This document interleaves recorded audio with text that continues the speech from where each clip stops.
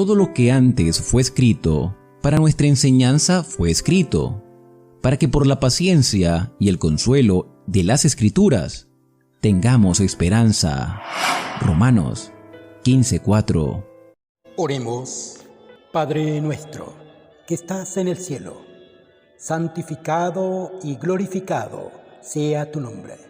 Gracias, Señor, por la vida y la oportunidad de estudiar tu palabra. Danos tu Santo Espíritu para poner en práctica tus preciosas verdades. Bendice a tu pueblo, bendice a tus hijos y ayúdanos a hacer tu divina voluntad.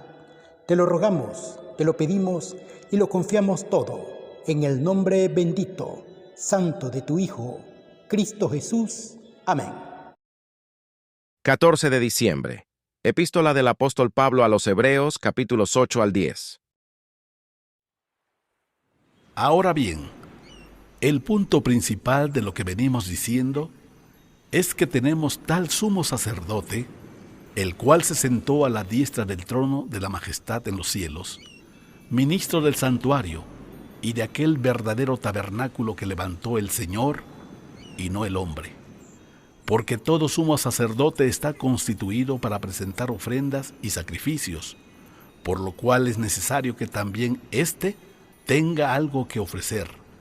Así que si estuviera sobre la tierra, ni siquiera sería sacerdote, habiendo aún sacerdotes que presentan las ofrendas según la ley, los cuales sirven a los que es figura y sombra de las cosas celestiales, como se le advirtió a Moisés cuando iba a erigir el tabernáculo, diciéndole: mira, haz todas las cosas conforme al modelo que se te ha mostrado en el monte. Pero ahora, tanto mejor ministerio es el suyo, cuanto es mediador de un mejor pacto, establecido sobre mejores promesas. Porque si aquel primero hubiera sido sin defecto, ciertamente no se hubiera procurado lugar para el segundo. Porque reprendiéndolos dice: he aquí vienen días, dice el Señor, en que estableceré con la casa de Israel y la casa de Judá un nuevo pacto, no como el pacto que hice con sus padres, el día que los tomé de la mano para sacarlos de la tierra de Egipto, porque ellos no permanecieron en mi pacto, y yo me desentendí de ellos, dice el Señor, por lo cual este es el pacto que haré con la casa de Israel. Después de aquellos días, dice el Señor, pondré mis leyes en la mente de ellos, y sobre su corazón las escribiré, y seré a ellos por Dios, y ellos me serán a mí por pueblo. Y ninguno enseñará a su prójimo, ni ninguno a su hermano, diciendo: conoce al Señor, porque todos me conocerán, desde el menor hasta el mayor de ellos, porque seré propicio a sus injusticias, y nunca más me acordaré de sus pecados y de sus iniquidades. Al decir nuevo pacto, ha dado por viejo al primero, y lo que se da por viejo y se envejece, está próximo a desaparecer. Ahora bien, aún el primer pacto tenía ordenanzas de culto y un santuario terrenal, porque el tabernáculo estaba dispuesto así. En la primera parte, llamada el lugar santo, estaban el candelabro, la mesa y los panes de la propiciación.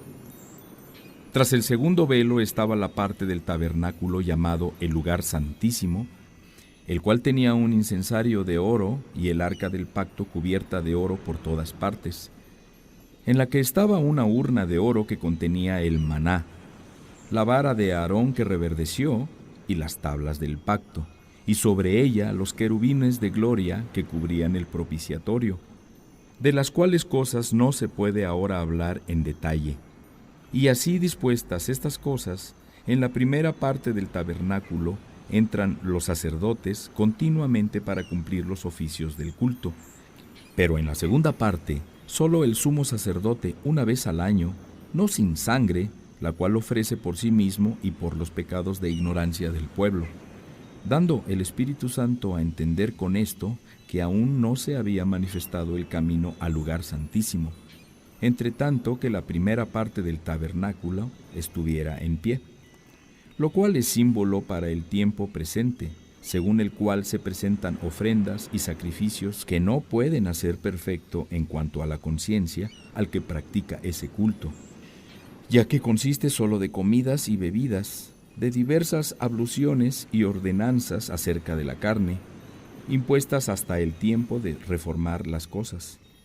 Pero estando ya presente Cristo, sumo sacerdote de los bienes venideros, por el más amplio y más perfecto tabernáculo, no hecho de manos, es decir, no de esta creación, y no por sangre de machos cabríos ni de becerros, sino de su propia sangre, entró una vez para siempre en el lugar santísimo, habiendo obtenido eterna redención. Porque si la sangre de los toros y de los machos cabríos y las cenizas de la becerra rociados a los inmundos santifican para la purificación de la carne, cuánto más la sangre de Cristo, el cual mediante el Espíritu Eterno se ofreció a sí mismo sin mancha a Dios, limpiará nuestras conciencias de obras muertas para que sirvan al Dios vivo. Así que, por eso es mediador de un nuevo pacto, para que, interviniendo muerte para la remisión de las transgresiones que había bajo el primer pacto, los llamados reciban la promesa de la herencia eterna. Porque donde hay testamento, es necesario que intervenga muerte del testador, porque el testamento con la muerte se confirma, pues no es válido entre tanto que el testador vive, de donde ni aun el primer pacto fue instituido sin sangre, porque habiendo anunciado Moisés todos los mandamientos de la ley a todo el pueblo, tomó la sangre de los becerros y de los machos cabríos, con agua, lana, escarlata e hisopo, y roció el mismo libro y también a todo el pueblo, diciendo: Esta es la sangre del pacto que Dios les ha mandado. Y además de esto, roció también con la sangre el tabernáculo y todos los vasos del ministerio. Y casi todo es purificado según la ley con sangre, y sin derramamiento de sangre no se hace remisión. Fue pues necesario que las figuras de las cosas celestiales fueran purificadas así, pero las cosas celestiales mismas con mejores sacrificios que estos, porque no entró Cristo en el santuario hecho de mano, figura del verdadero, sino en el cielo mismo para presentarse ahora por nosotros ante Dios, y no para ofrecerse muchas veces, como entra el sumo sacerdote en el lugar santísimo cada año con sangre ajena. De otra manera, le hubiera sido necesario padecer muchas veces desde el principio del mundo. Pero ahora, en la consumación de los siglos, se presentó una vez para siempre por el sacrificio de sí mismo para quitar de en medio el pecado. Y de la manera que está establecido para los hombres que mueran una sola vez, y después de esto el juicio, así también Cristo fue ofrecido una sola vez para llevar los pecados de muchos, y aparecerá por segunda vez sin relación con el pecado, para salvar a los que le esperan. Porque la ley, teniendo la sombra de los bienes venideros, no la imagen misma de las cosas, nunca puede, por los mismos sacrificios que se ofrecen continuamente cada año, hacer perfectos a los que se acercan. De otra manera, cesarían de ofrecerse, pues los que tributan este culto, limpios una vez, no tendrían ya más conciencia del pecado. Pero en estos sacrificios cada año se hace memoria de los pecados, porque la sangre de los toros y de los machos cabríos no puede quitar los pecados, por lo cual, entrando en el mundo, dice: Sacrificio y ofrenda no quisiste, mas me preparaste cuerpo. Holocaustos y expiaciones por el pecado no te agradaron. Entonces dije: He aquí que vengo, oh Dios, para hacer tu voluntad, como en el rollo del libro está escrito de mí. Diciendo primero: Sacrificio y ofrenda y holocaustos y expiaciones por el pecado no quisiste, ni te agradaron, las cuales cosas se ofrecen según la ley. Y diciendo luego: He aquí que vengo, oh Dios, para hacer tu voluntad. Quítalo primero, para establecer esto último. En esa voluntad somos santificados mediante la ofrenda del cuerpo de Jesucristo, hecha una vez para siempre. Y ciertamente todo sacerdote está día tras día ministrando y ofreciendo muchas veces los mismos sacrificios, que nunca pueden quitar los pecados. Pero Cristo, habiendo ofrecido una vez y para siempre un solo sacrificio por los pecados, se ha sentado a la diestra de Dios, de allí en adelante, esperando hasta que sus enemigos sean puestos por estrado de sus pies. Porque con una sola ofrenda hizo perfectos para siempre a los santificados. Y nos atestigua lo mismo el Espíritu Santo, porque después de haber dicho, este es el pacto que haré con ellos después de aquellos días, dice el Señor, pondré mis leyes en sus corazones y en sus mentes las escribiré. Y añade, y nunca más me acordaré de sus pecados y transgresiones. Pues donde hay remisión de estos, no hay más ofrenda por el pecado. Así que, hermanos, teniendo libertad para entrar en el lugar santísimo por la sangre de Jesucristo, por el camino nuevo y vivo que Él nos abrió a través del velo, esto es, de su carne, y teniendo un gran sacerdote sobre la casa de Dios, acerquémonos con corazón sincero, en plena certidumbre de fe, purificados los corazones de mala conciencia y lavados los cuerpos con agua pura.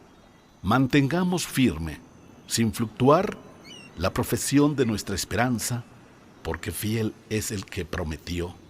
Y considerémonos unos a otros para estimularnos al amor y a las buenas obras, no dejando de congregarnos, como algunos tienen por costumbre, sino exhortándonos, y tanto más cuando vean que aquel día se acerca.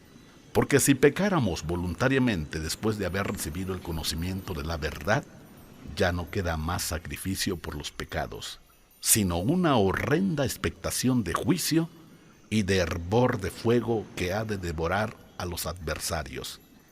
El que viola la ley de Moisés por el testimonio de 2 o de 3 testigos, muere irremisiblemente. ¿Cuánto mayor castigo piensan que merecerá el que pisoteara al Hijo de Dios y tuviera por inmunda la sangre del pacto en la cual fue santificado, e hiciera afrenta al Espíritu de gracia?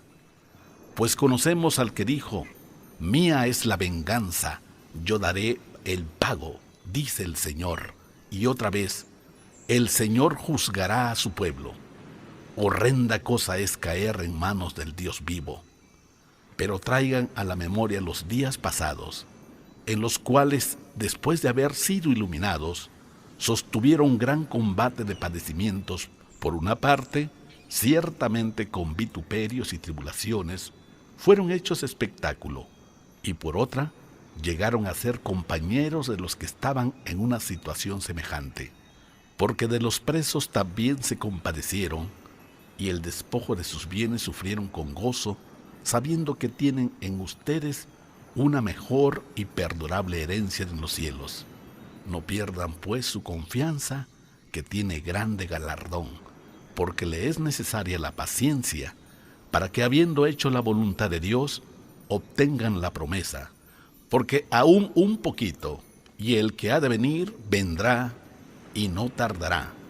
Mas el justo vivirá por fe, y si retrocediera, no agradará a mi alma.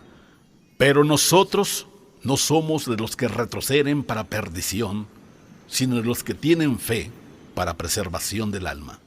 Amén. Amén. Amén. Amén.